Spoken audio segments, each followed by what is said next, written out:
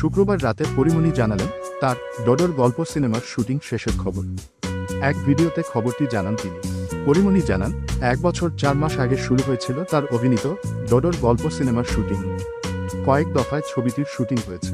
এই ছবিতে পরিমণির নায়ক সাইমন সাদিক একদিন বিরতির পর রোববার সন্ধ্যায় চিত্রনায়ক নীরবের সঙ্গে একগুচ্ছ স্থিরচিত্র পোস্ট করেন পরিমণি।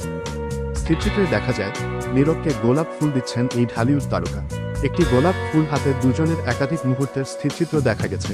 নীরব ও পরিমণির সেসব স্থিরচিত্র নিয়ে ফেসবুকে ভক্তদের কৌতূহলও তৈরি হয়েছে। কেউ কেউ নীরব ও পরিমণিকে অভিনন্দন জানিয়েছেন। জানা গেছে গোলাপ নামের নতুন একটি ছবিতে চুক্তিবদ্ধ হয়েছেন নীরব ও পরিমণি। নীরব এর আগে চুক্তিবদ্ধ হলেও সম্প্রতি পরিমণি চুক্তিপত্রে স্বাক্ষর করেন। পরিমণির চুক্তির স্বাক্ষর অনুষ্ঠানে তাই দুজনে গোলাপ ফুল হাতে পোজ দিয়েছেন। জানা গেছে ঢাকার গুলশানের একটি রেস্টুরেন্টে নীরব ও পরিমণির সঙ্গে এই চুক্তির স্বাক্ষর অনুষ্ঠান সম্পন্ন হয়। গোলাপ ছবির মাধ্যমে প্রথমবারের মতো বড় পর্দায় দেখা মিলবে নীরব ও পরিমণি। মন্তব্যের ঘরে তাই কেউ কেউ বলছেন গোলাপে নীরব পরীর পর্দায় রসায়ন দর্শকেরা উপভোগ করবেন। নীরব ও পরিমণি জুটির প্রথম চলচ্চিত্র গোলাপের পরিচালক শামসুল হুদা।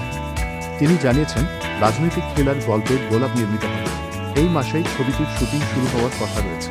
গোলাপ চুক্তিবদ্ধ হয়ে পরিমণি বলেন অনেক দিন ধরে এমন গল্পের ছবিতে কাজ করা হয়ে উঠছিল না। এতে আমার চরিত্রের নাম রূপা।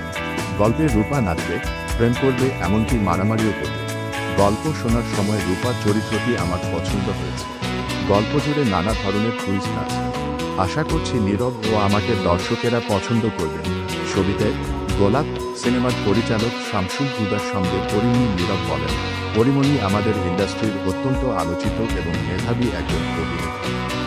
পর্দায় তার অভিনয় ও সৌন্দর্যের অনেক প্রশংসা হয়। তার সঙ্গে কাজ করা হয়নি আমার, এবার সেটা হচ্ছে। আশা করছি জমজমাট রসায়ন দর্শকদের উপহার দিতে পারবো আমরা।